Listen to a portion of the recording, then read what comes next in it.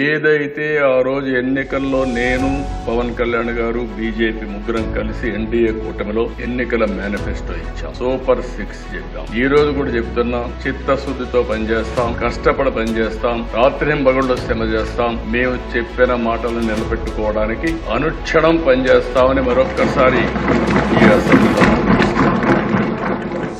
ఈరోజు దేశ మీరు ఒకసారి చూస్తే వచ్చిన వెంటనే ఒకప్పుడు 200 రూపాయలు పింఛనుంటే 2000 రూపాయలు 14-19 నేనే చేశాను. అదే సమయంలో 3,000 రూపాయల నుంచి 4,000 రూపాయలు చేశాం. ఇంకొక పక్కన దగ్గర దేశ మీరు చూస్తే 8,08,570 మంది దివ్యాంగులు. ఈ రోజు మీరు చూసినప్పుడు 5 సంవత్సరాలు ఒక్క పైసా పెంచలేదు. 3,000 రూపాయల నుంచి ఒకేసారి 6,000 రూపాయలు చేసిన కూటమి ఎన్డీఏ.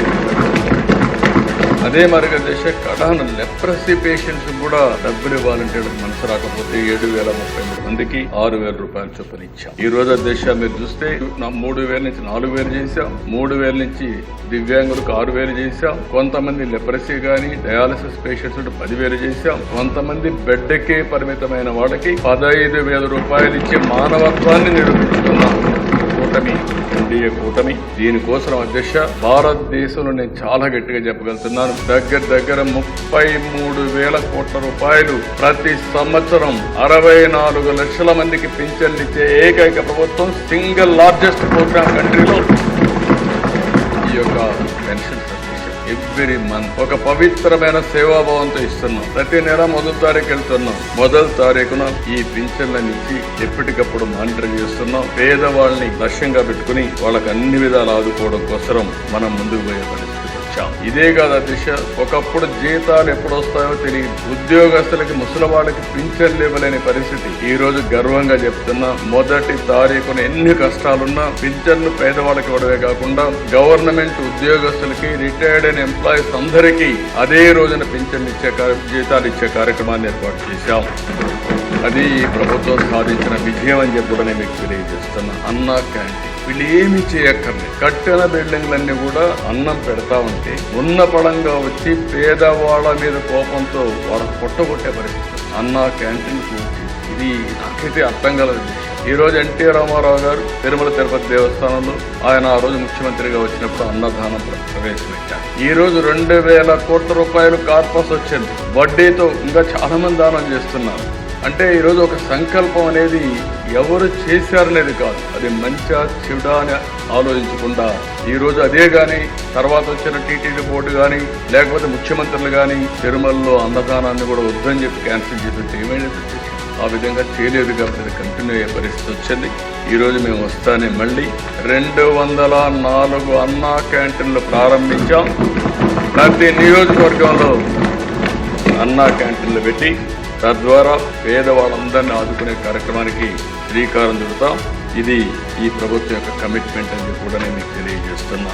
అదే మరిగా దేశ ఈరోజు మనం ఒకసారి చూస్తే దీపం కార్యక్రమం పేదవాళ్ళ కోసం ఏదైతే ఎన్నికల మేనిఫెస్టోలో మేము చాలా స్పష్టంగా చెప్పాం, దాని ప్రకారం ఈరోజు 3 ఉచిత గ్యాస్ సిలిండర్లు ఇస్తామని హామీ ఇచ్చాం.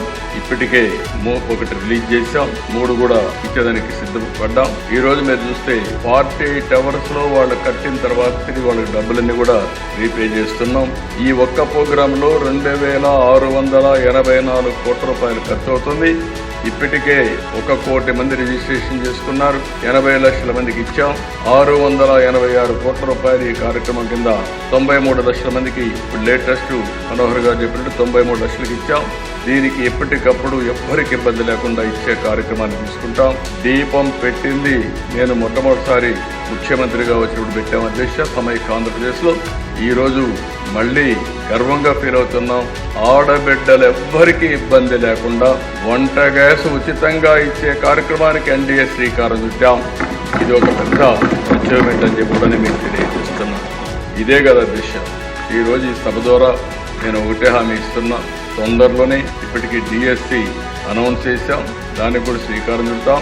రాబోయే సంవత్సరం 16,384 ఉద్యోగాలు ఏవైతే చెప్పామో రిక్రూట్ చేసి ట్రైన్ చేసి పోస్టింగ్స్ ఇచ్చి పాఠశాలలు ఓపెన్ చేస్తామని చెప్పి కూడా నిరుద్యోగులందరికీ హామీ ఇస్తున్నాం. దానికి కూడా శ్రీకారం చుడుతున్నాం. ఇది కాకుండా దిశ ఇబ్బందులు ఎన్నున్నా ఇచ్చిన హామీ నిలబెట్టుకుంటామని చెప్పాం. మే నెలలో తల్లికి వందనం, ఎంతమంది పిల్లలున్నా అంతమందికి డబ్బులు ఇచ్చే కార్యక్రమానికి శ్రీకారం చుడతాం. ఆ కార్యక్రమాన్ని కూడా ముందుకు తీసుకెళ్తాం. ఇంకో పక్కన రైతు భరోసా ఏదైతే చెప్పామో next instalment government of India ఇస్తుంది. దాంతో జమ చేసి 3 ఇన్స్టాల్మెంట్స్ లో ప్రతి ఒక్క రైతుకు కూడా రైతు భరోసా కింద 20,000 చెప్పాం. దాన్ని పూర్తి చేస్తామని చెప్పి కూడా నేను మీకు తెలియజేస్తున్నాను. గవర్నమెంట్ ఆఫ్ ఇండియా 6,000 ఇస్తారు, మనం 14,000 ఇస్తాం. 2 మ్యాచ్ చేసి 20,000 ఇచ్చే కార్యక్రమానికి ముందుకు పోతాం. ఇది కాకుండా దిశ మత్స్యకారులు 20,000 రూపాయలు ఇస్తా అన్నాం. వాళ్ళు కూడా చేపలు వేటకు పోలేని పరిస్థితి ఉంటుంది. ప్రతి సంవత్సరం హాలిడే ఇస్తాం. ఆ హాలిడే సమయం ముందుగానే వాళ్ళకి ఇవ్వాల్సిన 20,000 కూడా వాళ్ళకి ఆర్థిక సహాయం చేసి వాళ్ళను కూడా ఆదుకుంటామని చెప్పి ఈ సభ ద్వారా తెలియజేస్తున్నా. నేను ఒకటే హామీ ఇస్తున్నా, మళ్ళీ నేను ఆ విషయాలు కూడా రీఅఫర్మ్ చేస్తాను. ఏదైతే మేము ఎన్నికల మేనిఫెస్టోలో చెప్పామో ప్రతి ఒక్కటి కూడా అమలు చేయడానికి చిత్తశుద్ధితో కట్టుబడి ఉన్నాం. అన్ని విధాల ప్రయత్నం చేస్తామని చెప్పి కూడా ఈ సభ ద్వారా ప్రజలందరికీ విజ్ఞప్తి చేస్తున్నాం. Get your personal loan today through BSK associates. యువ భారత్ టీవీ నందు మీ పర్సనల్ ఇంటర్వ్యూ మరియు వ్యాపార ప్రకటనల కొరకు ఈ నెంబర్ని సంప్రదించండి. వీక్షకులకు ధన్యవాదాలు.